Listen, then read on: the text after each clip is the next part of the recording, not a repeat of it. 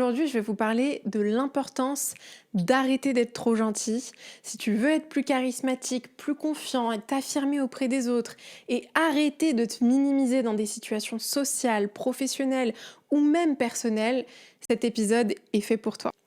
Alors, pourquoi est-ce que c'est important d'arrêter d'être trop gentil et qu'est-ce qu'on entend par trop gentil?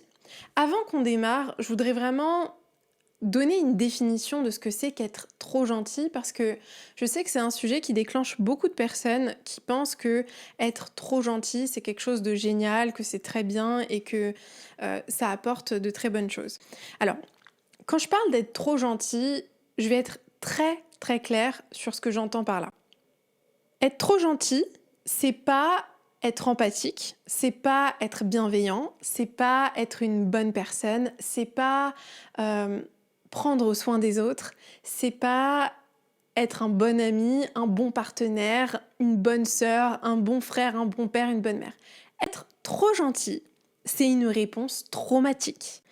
Pourquoi c'est une réponse traumatique? Parce que c'est une compulsion à vouloir à tout prix être agréable pour les autres. C'est-à-dire que tu as tellement internalisé la croyance que si tu es inconfortable pour les autres, si tu prends de la place, si tu priorises tes besoins, si tu penses à toi, si tu dis non aux autres, alors tu seras en danger, alors on va te rejeter, alors tu ne seras pas aimé.